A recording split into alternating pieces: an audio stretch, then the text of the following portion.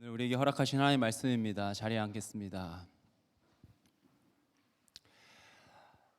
여러분, 고난 주간을 잘 보내고 오늘 예수님 부활하신 그 부활을 기념하는 예배인데, 오랜만에 보는 청년들, 이젠 청년이 아니죠. 청년들도 있고 청년이 아닌 우리 또 청장년이 된 성도라고 해야 되나? 청년이라고 해야 되나?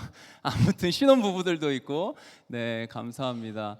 우리 함께 예배할 수 있어서 너무나도 감사하고, 그리고 우리 카이노스와 로뎀이 함께한 우리 앞에 찬양, 경배와 찬양, 그리고 우리 로뎀의 그 할렐루야, 너무나도 감사하고 감격적인, 정말로 주님의 살아계심 우리가 마음껏 함께 높일 수 있는 귀한 찬양, 진심으로 한 번 더 감사합니다.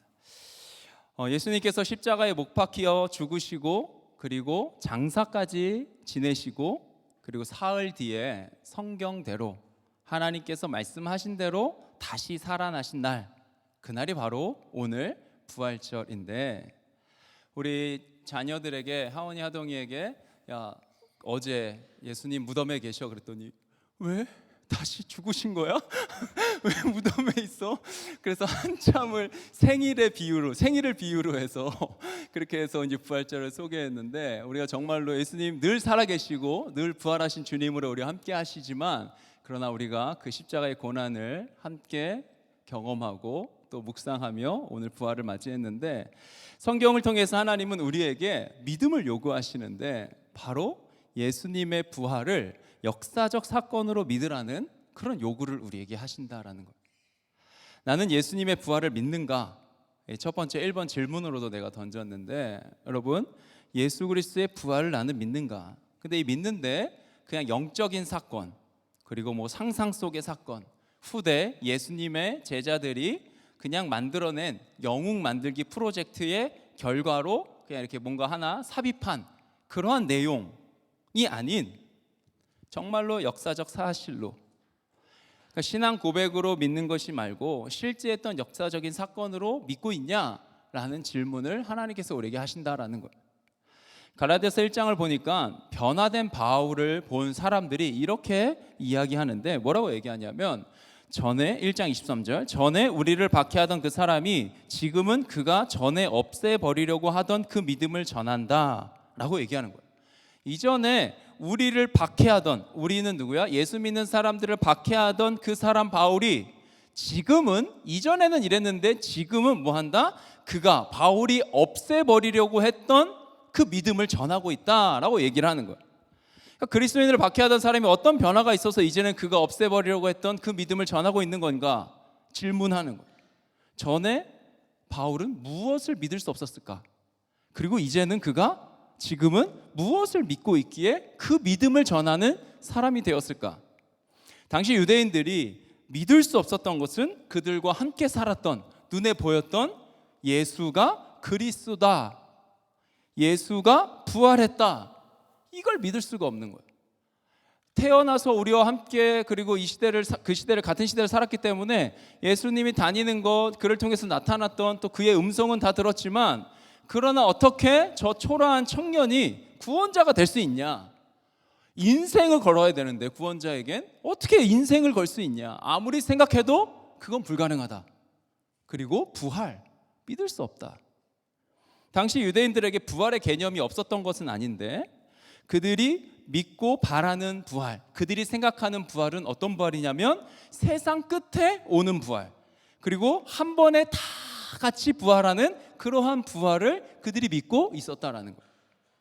그렇기 때문에 역사가 흘러가는 중간에, 예수 그리스도라는 그 청년을 통해서 역사가 흘러가는 중간에 한 사람의 죽음과 부활은 믿을 수 없는 개념, 그 당시의 유대인들에게. 따라서 예수님 당시 유대인들은 물론, 그리고 시대가 흘러서 오늘을 살아가는 이 시대에도 많은 사람들이 예수님의 부활을 믿기 어렵다, 믿지 못하는 거야. 그리고 교회를 다니는 많은 사람들도 부활을 믿지 못하는 경우가 종종 있다라는 거예요. 예전에 봤던 기사였던 것 같은데, 통계, 미국 사회에, 교회에 가장 많은 사람들이 모이는 날이 부활절인 거예요. 그날만 모는 거지. 그런데 그들에게 정말 예수님의 부활하심을 믿냐라고 물어봤을 때는 답할 수 없는 그런 날이 부활절이 되었고, 그냥 하나의 행사로 참여하는, 계란을 주고 받는 그런 날. 자, 그래서 우리는 오늘 스스로에게 던져보자라는 거예요. 뭘 던져? 예수님의 부활을 믿는가? 성경의 내용 중 부활이 믿겨진다면, 그치? 성경의 수많은 그 내용 중에 내가 부활을 믿게 된다면 여러분 다른 것 믿지 않을 수 있을까? 그렇죠. 예수님의 부활을 믿음, 죽음을 이기시고 다시 사신 예수님, 맥박이 끊어졌고 호흡은 멈췄어. 세포의 괴사가 시작됐지. 이미 모든 습기는 사라지고 바싹 말라버릴, 다 사라져 버린 그 죽음을 경험하신 하나님은 이러한 예수님에게 영원한 생명을 불어넣어 주셨어. 즉 온 몸에, 그 죽은 몸에 생명을 불어넣으신 거야. 다시 사셨어. 우리가 고백했듯이 죽으셨다가 다시 사신, 죽음을 이기신 예수님, 이 예수님께서 무엇이 불가능하겠냐라는 거예요. 세상을 창조하시면 물론 죽음을 이기는 생명을, 참된 생명을 허락하신 하나님께서 무엇이 불가능하겠냐. 그래서 오늘 우리는 예수 부활하시다 라는 제목으로 예수님의 부활의 증거를 찾아보려고 하는데, 정말로 그 부활의 증거 앞에 나는 어떤 선택을 할 수 있을까? 무턱대고 믿었던 교회 절기 행사로 지났던 그런 부활절이 아니라 정말 예수 부활이 나의 부활이 되는 은혜를 경험하기를 간절히 소망합니다. 그래서 더 나아가서 그 경험을 가지고 우리 신촌에 가자는 거예요. 가서 우리의 삶에 영원한 생명을 허락하신 하나님을 찬양하고 오는 거예요. 그 거리에서 찬양하는 거예요. 그리고 부활을 알리는 그런 전도의 시간을 우리가 함께 가질 거고, 여러분 누구든 함께 참여할 수 있어요. 그 자리에 함께하면 좋겠습니다. 자, 기독교 신앙의 핵심을 이야기할 때 핵심은 복음이에요. 복음만큼 중요한 것이 없고 우리는 복음 안에서만 생명을 얻을 수 있어요. 그 복음은 구원을 주시는 하나님의 능력인데, 고린도전서 15장을 보면 복음이 무엇인지를 선포하는 내용이 나오는데 15장 3절부터 10절까지 이렇게 길게 부활의 복음을 소개해. 누가? 사도 바울의 입을 통해서 하나님께서 우리에게 알려주시는데 내용이 이래요. 여러분 잘 들어봐요. 그리스도께서 성경대로 우리 죄를 위하여 죽으셨다. 무덤에 묻히셨다. 성경대로 사흘날에 살아나셨다. 게바 베드로에게 12제자에게 나타나셨다. 500명이 넘는 형제 자매들에게 나타나셨다. 그 중에는 아직도 살아있는 자들이 있다. 그리고 사도라고 불릴 만한 자격이 없는 나 바울에게도 부활하신 주님이 나타나셨다. 예수님이 이 땅에 오셨다가 죽으셨고 분명히 부활하셨고 정말 많은 사람들에게 부활하신 몸을 증명하셨다. 이 역사적 사실을 사도 바울이 선포하는 거예요. 그리고 이것이 복음이다. 예수 그리스도의 십자가, 고난, 부활, 이것이 복음이다라는 거예요. 복음을 역사적인 사건으로 부활을 믿으라는 거예요. 즉 윤리적인 교훈을 주면서 이렇게 살아야 한다. 많은 종교들이 그렇잖아. 윤리적인 교훈을 주면서 선하게 살아야 된다, 착하게 살아야 된다, 이렇게 살아야 된다, 저렇게 살아야 한다. 여기에 당신이 살아갈 방식이 있다. 이 방식대로 따라가야 된다. 이런 요구로 기독교는 시작하지 않은 거예요. 그럼 뭘로 기독교는 시작되었다? 예수님이 역사 속에서 당신을 위해 이루신 일이 있다. 여기서부터 시작인 거야. 이렇게 살아야 되고 저렇게 살아야 되고 이렇게 해서 뭐 신에게 갈 수 있다가 아니라 예수님께서 역사 속에서 당신을 위해서 이루신 일이 있다는 거야. 그분은 우리 죄를 위해 죽으시고 장사 지내셨다. 그분은 사흘 만에 다시 사셨다. 많은 사람들에게 보이셨다. 예수님께서 이루신 이 일을 믿으라. 주님 우리에게 초대하신다는 거예요. 자, 그런데 믿겨지지 않으니까 또 과학이 막 발전하고 합리적인 사고가 뭐 강조되고 종교보다는 이성 그리고 뭐 과학 이런 걸 믿고 살아가는 시대에 예수님의 성육신 출생, 그치? 그리고 죽음, 부활의 역사, 이것을 역사적인 사건이 아닌 전설로, 비유로, 그리고 삶의 교훈으로 한 발 물러서 해석해야 한다는 움직임이 있었어. 그러니까 기독교의 초자연적인 역사를 제거하자. 여러분 어떨 것 같아요? 그러면 더 믿기 쉬워질 것 같아요? 초자연적인 사건을 실제 일어난 역사적인 사건으로 보는 것이 아니라 그냥 하나의 전설, 하나의 설화로 읽고, 그리고 중요한 것은 그 전설을 통해서 주는 교훈이 있는데 그 교훈을 잘 받아서 지켜서 살자. 그러니까 부활을 성경 기록 그대로 몸의 부활, 역사적인 부활로 믿기 어려우니까, 그래서 사람들이 교회 다니는 것을 꺼리니까 어떻게 죽었던 사람이 다시 사는 그 부활을 이야기할 수 있겠냐. 그래서 뭐 잠들었다가 깬 거다, 뭐 기절했다 깬 거다, 막 이런 이상한 이야기도 막 하는. 그러니까 아예 그냥 부활을 개념만 가져오자라는 운동인 거야. 여러분, 겨울이 지나고 봄이었어요, 그렇죠? 히터도 안 튼 것 같아. 이제 아까 틀었다가 끈 것 같기도 하고. 밖에 더 따뜻해. 이제는 봄의 특징이 그렇잖아요. 건물 안은 시원하고 밖에는 따뜻하고. 꽃이 피는 거야. 다 죽은 거야. 죽은 줄 알았어, 그렇죠? 죽은 것 같은 대지에 생명이 올라오기 시작하는 거야, 땅에. 자연에는 이처럼 죽은 것처럼 보이는 상황 속에서 새로운 출발이 가능하다. 자연을 보면 느끼지 않냐? 이처럼 부활을 통해 교훈을 얻어라. 역경을 이겨내는 교훈. 죽은 뒤에 다시 살아나는, 죽은 것 같은 대지에 다시 살아나는 생명이 있으니 지금 너의 삶이 죽은 것 같고 힘들고 낙심되고 모든 것이 끊어져 버린 것 같은 상황 속에서 부활을 기대해라. 다시 살아날 수 있다. 긍정적인 마인드를 가지고 좋은 생각을 갖고 우리 다시 시작할 수 있다. 부활의 개념에서, 부활을 통해서 그 개념을 가져와라. 그렇게 살면 되는 거야. 예수님이 겪으신 사건은 별로 중요하지 않아. 고난과 부활의 전설에서 그냥 그 개념만 가져와서 긍정의 힘을 가지고 다시 시작하는 삶을 살자. 그런 메시지를 던지는 운동이, 움직임이 있었다는 거예요, 역사적으로. 하나님이 역사 속에서 실제로 행하신 게 아니라 그냥 우리의 행실과 살아가는 삶의 방식으로서의 하나님. 예수님은 그냥 인간 예수, 아주 사랑을 우리에게 풍성하게 가르쳐 주신 스승, 인간 스승. 그럴듯하죠, 여러분. 우리의 이성에 의해서 해설되는 하나님이야. 우리의 이성에 의해서 해석되는 하나님. 그 수준. 예수님 완전한 인간이자 완전한 신으로 이 땅에 오셨는데 그냥 인간으로 사셨던 하나의 성인. 믿음 아니고서야 경험할 수 없는데 그런 예수 믿지 말고 완전한 인간, 그리고 후대의 제자들이 그 인간에게 가미시킨, 그냥 이야기를 써내려간 그 전설의 구원자. 여기까지만 듣고 졸면 안 돼? 여러분, 큰일 납니다. 편집 잘해야 된다, 나중에. 자, 그럴듯하다. 그런데 성경은 이 주장을 완전히 뒤집어 놓는 거예요. 대표적으로 우리가 함께 읽지는 않았지만 조금 전에 잠깐 소개했던 고린도전서 15장. 먼저 사흘 만에라는 정확한 타임 스태프가 찍혀. 정확한 시간을 알리는 거예요. 그리고 게바, 베드로, 그리고 12제자 500여 형제 자매에게 일시에 보이셨다라는 증언이 되는 거예요. 자, 고린도전서 15장 6절인데 우리 앞에 화면에 나옵니다, 여러분. 화면에 나오는 말씀 같이 한번 읽어볼까요? 준비, 시작.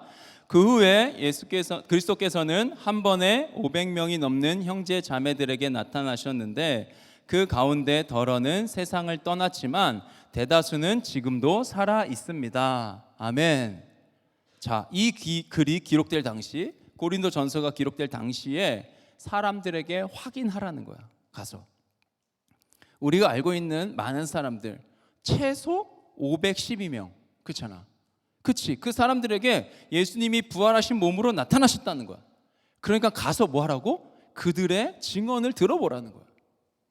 목사님, 바울 시대 옛날에는 사람들이, 우리나라도 그러지 않았습니까? 미신적인 그 신앙을 가졌을 것입니다.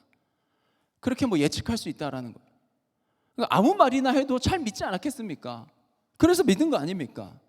그러면 여러분, 바울이나 베드로가 이렇게 말했어야 돼. 야, 그 리더였잖아. 야, 내가 그렇다면 그런 줄 알아. 예수 살아났어. 이렇게만 기록했으면 땡인 거야, 사실은. 예수 살아났어. 야, 그냥 그렇게 믿으면 돼. 그런데 부활에 대한 논증을 한 문장, 내가 그러면 그런 줄 알아. 예수 살아났어. 이게 아니라 우리가 보듯이 바울은 그렇게 논증하지 않아. 무조건 믿으라고 하지 않는다는 거야. 오히려 자꾸 바울에게, 야, 너 도대체 이렇게 변화된 이유가 뭐냐? 무엇이 너를 이렇게 만들었냐? 예수 부활을 믿는다고 하는데 그거 진짜 일어난 일 맞냐? 등등의 질문을 하는 사람들이 자꾸 있으니까, 그 사람들이 있으니까, 그러니까 예수 부활하셨다 믿자라고 하지 않고 예수님의 부활하신 그 증거를 나열하고 있다라는 거예요. 그러면서 뭐라고 얘기하는 거야? 누구든지 가서 그 증언자들의 목소리를 들어보라는 거예요. 이렇게 수많은 사람이 부활하신 예수님을 보았다고 증언하고 있다라는 거예요. 근데 이게 고린도 전서에만 나오는 것이 아니라 피터 윌리엄스라는 학자는 성경에 나오는 복음서에 또 그 서신서에 나오는 예수님의 부활의 증언을 다음과 같이 말하는데, 부활하신 예수님은 유대의 갈릴리의 성읍의 시골의 실내의 실외의 아침에 저녁에 예고하신 대로 예고 없이 가까이에 멀리에 산 위에 호숫가에 여러 남자에게 여러 여자에게 개인에게 최고 500여 명의 단체에게 앉으셔서 서신 채로 걸으시며 음식을 드시며 늘 말씀하시며 나타나셨다. 대화까지 나눈 명백한 근접 대면이 많았다. 다수의 개인이 죽은 자 가운데서 다시 살아나신 예수님을 실제로 보고 전하지 않고서야 복음서와 초대 기독교 서신에 기록된 이토록 수많은 나타나심을 상상하기 어렵다. 이게 학자의 표현인 거예요. 여러분, 수많은 곳에서 예수님이 부활하신 그 부활의 증언들이 있었다라는 거예요. 그리고 당시 대다수의 목격자가 아직도 살아있었다. 그러니까 가서 확인해 볼 수 있는 거예요. 이러한 글들이 기록되어지고, 그래서 그런 사람들에 의해서 자꾸 이런 얘기가 나오면은 그게 가짜면은 옆에 와서 얘기하는 거야. 야, 그거 거짓말이지 않냐? 그런 일이 어디 있냐? 라고 얼마든지 말할 수 있는, 그리고 부활은 없었다라고 말한 사람들에게 야, 내가 그 부활하신 예수님을 봤다라는 증언자들이 그 당시에 함께 살고 있었다라는 거예요. 비교 대조가 가능한 거예요. 예수 부활의 목격자가 없었다면 성경의 기록과 주장은 불가능했다. 그리고 오늘 본문을 여러분 한번 봅시다. 6절 말씀인데, 그가 여자들에게 말하였다. 놀라지 마시오. 그대들은 십자가에 못 박히신 나사렛 사람 예수를 찾고 있지만 그는 살아나셨소. 그는 여기에 계시지 않소. 보시오, 그를 안장했던 곳이오. 아멘.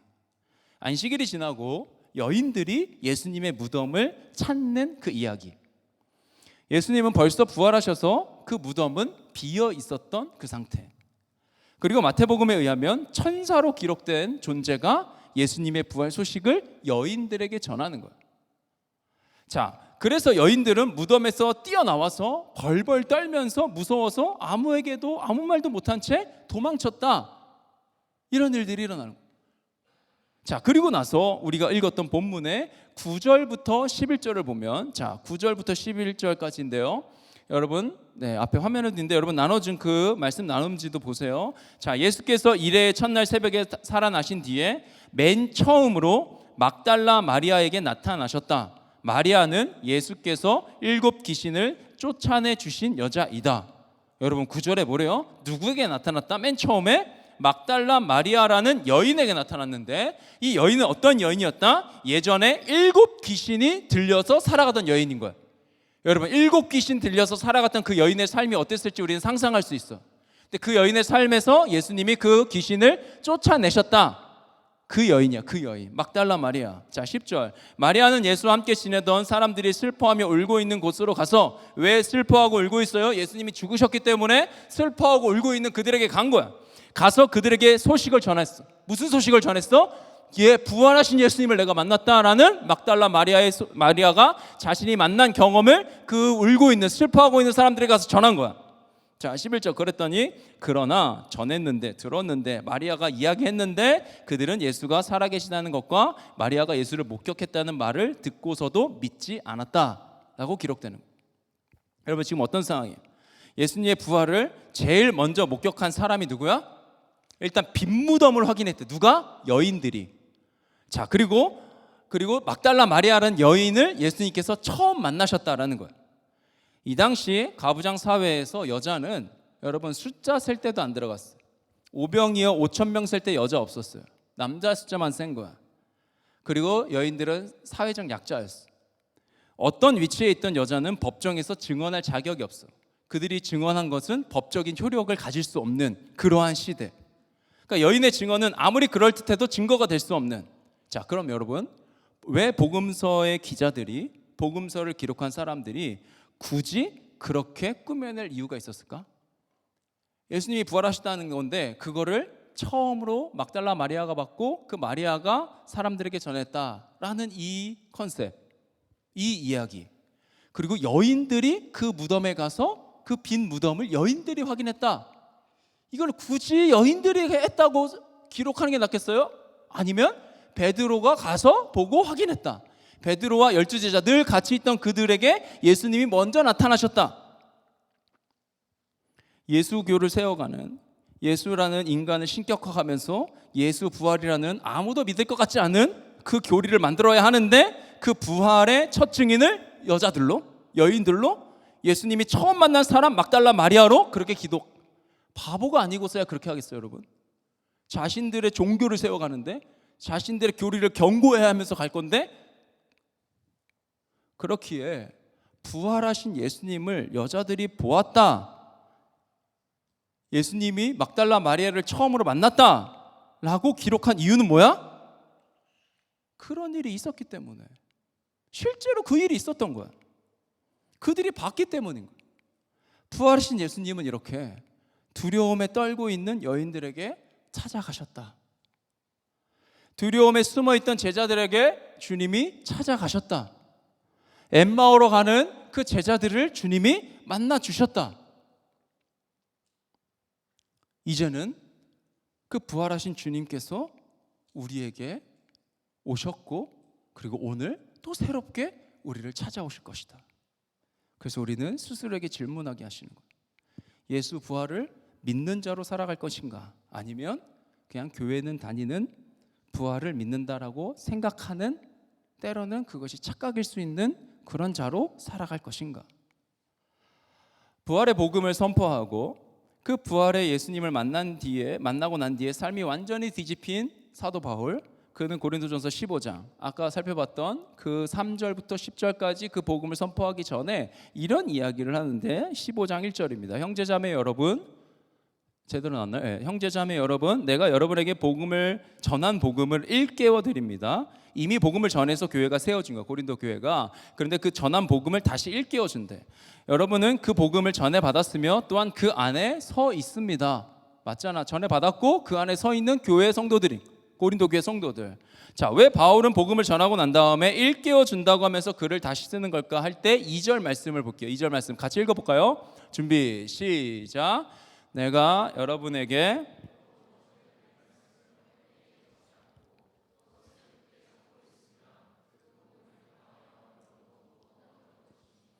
아멘. 자, 고린도 교회는 분명 복음을 전해 받았어. 그리고 그 안에 서 있어.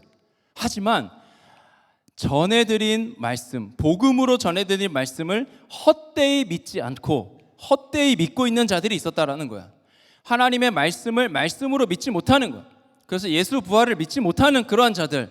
그런데 헛되이 믿지 않고 그리고 그것을 굳게 잡고 있으면 그 복음을 통해서, 나를 통해서가 아니라 내가 전한 그 복음, 예수 그리스도, 예수님의 탄생과 죽음과 부활을 통해서, 예수 그리스도를 통해서 여러분도 구원을 얻게 될 것이다 라고 얘기하는 거야. 자, 여기서 두 가지를 요청하는데, 첫 번째는 뭐야? 이게 막 넘어갔나 봐요. 자, 첫 번째는 뭐냐면 말씀을 헛되게 믿지 말라는 이 권면이었어. 말씀을 헛되게 믿지 말라. 두 번째는 말씀을 굳게 잡고 있으라라는 거야. 내가 여러분에게 복음으로 전해드린 말씀을 헛되이 믿지 않고 그것을 굳게 잡고 있으라는 거야. 헛되이 믿지 말고 굳게 잡아라. 즉 우리가 믿는데 헛되이 믿을 수 있다라는 거야. 여러분, 암에 걸린 환자가 있었다고 생각해봐요. 그 환자가 병원을 다니면서 치료를 받았어. 치료를 받고 난 다음에 의사가 얘기하는 거야. 이제 병원에 오지 않아도 됩니다. 당신은 완치입니다. 암세포가 하나도 보이지 않습니다. 약도 먹지 않아도 됩니다. 여러분, 그럼 어떻게 해야 돼? 그 의사의 말을 믿어야지. 그러고 나서 이제 그러고 살면 되지. 완치된 자로 살면 돼. 자, 그런데 환자가 말하는 거야. 선생님, 아닌 것 같은데요. 저는 아직 암이 있는 것 같아요. 헛되이 믿으면, 그 사람의 말을 헛되이 믿으면 아무리 병이 치료되었어도 환자야. 자유할 수 없는 거야. 들은 이야기인데, 미국의 이제 교회에 한 교회 앞에 술집이 생긴 거야. 그래서 술집이 생겨갖고 그 술집으로 인해서 그 거리가, 그 동네가 이렇게 퇴폐적인 분위기, 막 사람들이 술 취하고 막 이런 분위기가 자꾸 이제 점점 심해지는 거야. 그래서 교회에서 우리 안 되겠다, 우리 작정해서 기도를 하자. 그래서 모여서 기도를 했대. 뭐라고 기도했냐면 술집이 무너지게 해주십시오, 무너지게 해주십시오, 주여 믿습니다, 이러면서 기도를 한 거야. 그랬는데 정말로 어느 날 그 술집이 벼락에 맞아서 불타서 무너져 버린 거야. 그래서 술집 주인이 야, 이거 망했네 한 다음에 이거 교회가 기도했다라는 것을 그 술집 주인이 알고 있었거든. 그래갖고는 소송을 거는 거야. 뭐라고 소송 걸었어? 교회가 기도해서 우리 술집이 벼락 맞아서 망했다 라고 이 술집 주인이 이제 소송을 건 거야. 그랬더니 교회가 이렇게 말하는 거야. 뭐라고 말하냐고? 아니 그게 무슨 소리냐, 우리가 기도했다고 술집이 무너지냐, 그게 말이나 되냐. 도대체 누구 믿음이 진짜 믿음이야? 진짜 잘 생각해 봐야 돼. 우리는 부활을 믿고 있나? 나는 하나님의 말씀을 말씀으로 믿는가? 예수님의 재림을 소망하며 하루하루 살아가나? 바로 오늘 믿고 오늘 그렇게 사냐? 예수님의 재림이 바로 지금 일어나도 너무 좋다라는 마음으로 살아가냐? 아니면 내가 살아있는 동안에는 절대로 재림하지 않으실 것처럼 재림하실 리가 없다는 믿음으로 살아가냐? 절대로 재림하시지 않는 것처럼 사는 거야. 그렇게 말하는 거야. 예수님 부활하셔서 내 안에 와서 나와 함께 사시지 않는 것처럼 살아가는 거야. 그렇게 말하고 행동하고 추구하고 돈과 시간과 에너지를 쓰는 거야. 주님 절대로 재림하지 않으실 것처럼. 우리가 하나님의 말씀을 믿고 부활을 믿는다라는 건 영원히 누리는 그 샬롬이 오늘 바로 이 시간 나의 사건이 되는 거예요. 먼 미래의 부활, 완전한 승리로 그치는 것이 아니라 먼 미래에, 먼 후에 그렇게 이루어지는 완전한 승리가 아닌 부활과 승리를 오늘 나의 부활과 오늘 나의 승리로 믿고 살아가는 삶, 그것이 바로 성도의 삶이다. 여러분, 삶이 버거울 수 있죠. 계속되는 아픔과 문제가 생길 수 있어요. 그것이 나의 실수 때문이든 나의 죄 때문이든 아니면 죄와 사망의 권세 아래 살아가는 이 세상의 그 어떠한 모습과 어떠한 세력과 그것에 영향받고 있는 누군가에 의해서든 우리는 다 이해할 수 없는, 해결할 수 없는 그러한 삶의 무게가 있다는 거야. 하지만 그 안에서 우리는 믿는다. 예수님의 부활을 믿고 그 예수 부활이 오늘 나에게 생명을 주셨다라는 것을 믿는 거예요. 참된 평안과 참된 샬롬을 믿는 거예요. 그럴 때 어떤 일이 일어날까요? 여러분의 상황과 환경이 드라마틱하게 막 다 팍팍 변화되고 그럴 수도 있겠죠. 근데 상황과 환경은 그렇게 쉽게 변하지 않더라고. 그런데 그 상황과 환경 속에 살아가는 나를 하늘의 샬롬이 감싸기 시작한다라는 거예요. 오늘을 살아가는 나를 감싸는 거예요. 살아갈 힘을 그 주님이 허락하시는 거예요. 죽음을 두려워하지 않는 믿음으로 살아가는 거예요. 여러분, 왜 염려하고 근심하고 두려워한다 그랬어요? 죽을까 봐 염려하는 거야. 죽을까 봐 두려운 거야. 죽을까 봐 하는 거야. 그런데 죽음을 이기신 예수님이 지금 나와 함께 하신다. 어떤 염려, 근심, 두려움도 존재할 수 없다. 다음으로 말씀을 굳게 잡고 있으라는 거예요. 굳게 지키라, 그렇게 권면하는데 우리가 어떻게 말씀을 굳게 잡고 그리고 굳게 지킬 수 있을까? 여러분, 노력하면 될까요? 자, 오늘부터 나는 하나님의 말씀을 굳게 잡고 굳게 지키면서 나는 살아갈 거야. 내 노력으로 가능하다면 예수님의 십자가는 필요 없지. 성령님이 우리에게 오실 이유도 없을 거야. 우리는 지킬 수 없어. 내가 말씀을 굳게 잡고 살아갈 수 없다는 거야. 여러분, 경험해 봐서 다 알잖아. 근데 우리가 굳게 말씀을 잡을 때가 있는데 어떨 때 말씀을 잡나? 의사가 말하면은 그 말을 굳게 붙잡아. 내가 존경하는 사람의 말은 굳게 붙잡는 거야. 내가 좋아하는 유튜버의 말은 굳게 붙잡는다니까. 그것이 팩트인지 아닌지 이거는 떠나. 그냥 그 사람의 말이니까는 붙잡는 거야. 동일하게 따라서 어떤 말이냐가 그렇게 중요하지 않아. 누가 그 말을 했느냐가 중요한 거야. 우리에게 임한 말씀이 사람의 말이라면, 여러분, 사람의 이야기라면 그 말씀 붙잡고 싶어도 잡을 수 없고, 지키고 싶어도 지킬 수 없고, 굳게 서고 싶어도 설 수 없다는 거야. 그런데 나에게 임한 말씀이 하나님의 말씀이면, 하나님으로부터 온 거라면 굳게 잡을 수 있고, 굳게 지킬 수 있고, 굳게 믿고 살아갈 수 있다라는 거예요. 대신 우리가 잊지 말아야 할 게 있는데, 바로 의사는 자신이 환자라고 인정하는 사람에게 필요하다. 그렇죠? 여러 번 얘기했죠. 내가 환자에게 필요한 것이 아니라 환자인 것을 인정하고 살아가는 사람에게 의사는 필요한 거야. 자, 동일하게 말씀이 누구에게 필요할까? 인정하는 자에게 필요한 거야.